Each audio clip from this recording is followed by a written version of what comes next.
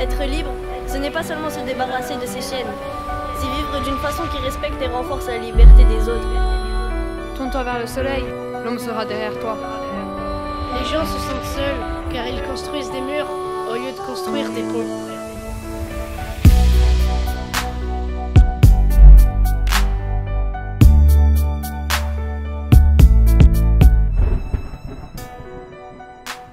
Monsieur Bruno aussi fait... 5000 pièces. Très bien. Dites-leur que ce sera fait. Ah, c'est toi. Dis donc, ils veulent Marina de tous les côtés. En Hollande, en France et jusqu'à New York. New York. Good evening. Buonasera, ladies and gentlemen. I'm really happy to be here for the first prima volta in New York. Ci sono le vicini, To dedicate this concert to somebody really, really special.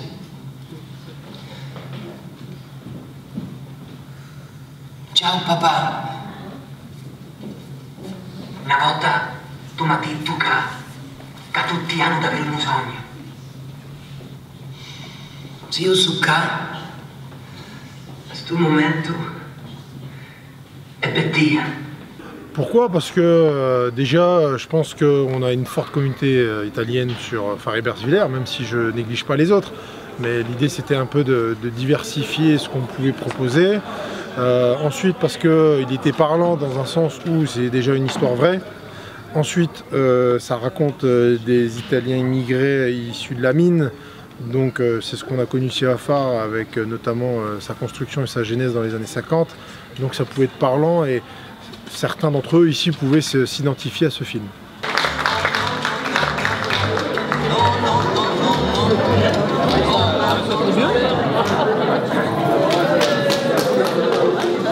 Ah, super bien. En plus, je comprends la langue, alors c'était un film top. Super. Ah, magnifique, je le connais. Je le connais aussi. Hein. J'ai les disques de lui à la maison. J'ai les disques. Hein. Marinade, tout ça. C'est très bon. Moi, j'en ai pleuré de ce film parce que ça m'a rappelé toute ma jeunesse. Hein. Quand on est venu en France en 48, après la guerre, on en a pas vu. Ouais, dans les nappes là-bas. Ça, j'en ai chialé. Je vous invite à rester puisque là derrière, on va avoir un débat sur justement en rapport avec le film et l'immigration, qui sera donc présenté, comme je vous l'ai dit, par Piero Galloro, qui va se présenter lui-même. Donc je vous invite à rester pour qu'on puisse échanger. Une fois que ce débat se termine, je vous inviterai à passer à côté, comme je vous l'ai dit, pour un rafraîchissement et un interlude, avant de vous proposer de revenir ici pour la dégustation et l'ambiance musicale assurée par Zionist. Alors on va essayer déjà de voir dans quel état de connaissance on est dans un pays qui s'appelle la France, qui a 7% d'étrangers. Un tiers de la population est d'origine étrangère, ça vous êtes français, mais votre grand-père était, je sais pas moi, portugais, italien ou je ne sais quoi. En Lorraine, on n'est pas à 7%, on est à 20% de gens qui sont des étrangers. Et sur les 20%, si je prends tous les gens qui sont d'origine étrangère, on monte à 70%, pour pas dire 80%. Et combien, vous, qui avez des petits-enfants, des enfants, ou qui êtes vous-même à l'école, avez de livres dans l'histoire de pages sur l'immigration? Walou, Mackenzie, Zephyr, zéro, niente, rien, nada. Donc on va essayer de comprendre pourquoi tout ça. Alors, les qui? Italiens, chinois, je sais pas quoi, ce sont des escrocs. Ils montent dans une chambre tout seuls, ils appellent leurs copains pendant la nuit, parce qu'eux ils ne paieront pas, et le matin, au lieu d'avoir un descendre, j'en vais descendre 20. Ça c'est les Italiens, c'est sûr.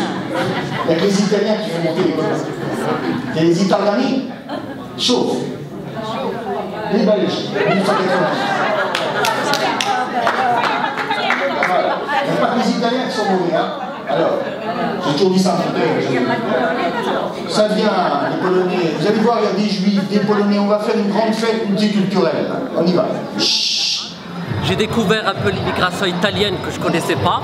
J'ai appris beaucoup de choses sur les Italiens, hein, qui étaient tout le temps, bien sûr, dans nos préjugés, nos concurrents, nos ennemis, etc., etc. Mais on a vu que qu'eux aussi ont subi les mêmes affres que nous actuellement, moi qui est arabe, algérien. Donc ce que je vis aujourd'hui, ou j'ai subi aujourd'hui, nous subissons aujourd'hui, eux aussi l'ont subi avant nous. Donc on fait partie du même bateau finalement. Moi j'ai appris que moi l'alsacienne, je ne suis pas encore française. C'est tout ce que j'ai retenu. Et moi qui suis italienne, je suis encore italienne, pure italienne. Titanic, oui, c'est la ligne là. Rappelez-vous au début du film Titanic, le Leonardo DiCaprio, là, comment il s'appelle? DiCaprio. Oui, DiCaprio, bon. Qu'est-ce qu'il fait au début du film? Il joue aux cartes. Pourquoi il joue aux cartes? Parce qu'il a pas assez de sous.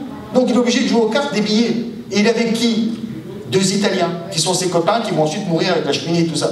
Et bien ça c'est typique. Les Italiens montent en France, ils travaillent quelques temps, ils gagnent 5 francs de l'heure, 1 franc pour pouvoir manger et dormir, 1 franc pour mettre de l'argent dans la poche pour les billets pour les États-Unis, et 2 ou 3 francs qu'ils envoient ensuite en Italie dans ce qu'on appelle les rimesse, l'argent qu'on remet à la famille là-bas. Donc les Italiens, quand ils montent, eh ben, ils n'ont pas à cotiser pour des luttes qui ne les concernent pas. L'exposé, il porte sur justement les mécanismes qui permettent à un moment donné de l'acceptation des étrangers. C'est-à-dire qu'on a l'impression que les Italiens aujourd'hui, c'est une population qui a bien réussi son intégration sans problème.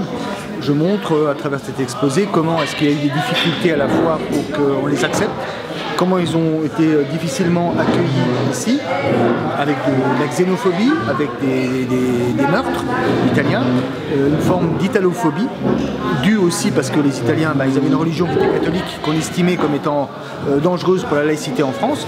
Tout ça fait qu'aujourd'hui, ça nous oblige à réfléchir sur les comportements sociaux qu'on peut avoir avec d'autres populations, qui sont finalement des populations venues de la Méditerranée, dont les mécanismes sont à peu près les mêmes. En 1944, il a gardé les papiers français, il est devenu vraiment français. En 1962, l'Algérie est devenue algérienne, mais il a gardé les papiers français, donc il était franco-algérien. Et aujourd'hui, les petits-enfants ont au moins 10 générations au-dessus d'eux français. Ça, c'est le français de souche. Prenez les Alsaciens mosellans.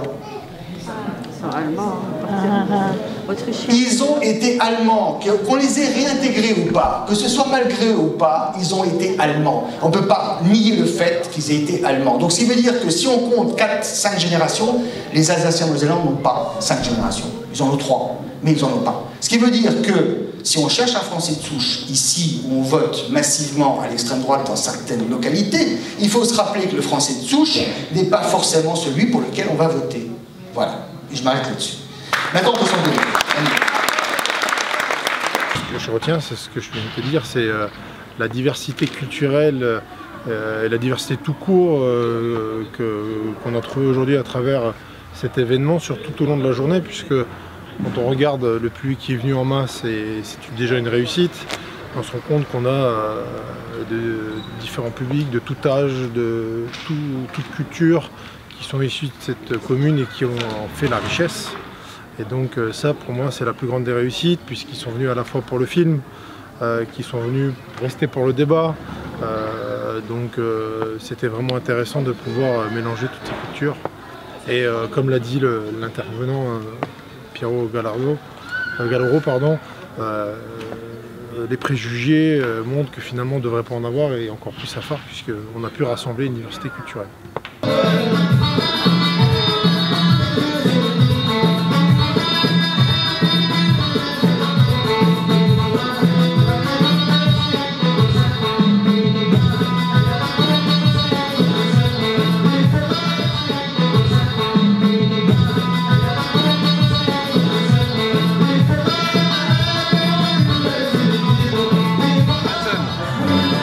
Franchement, tout le monde est content, les bonhommes aussi ils sont contents, ils ont bien joué.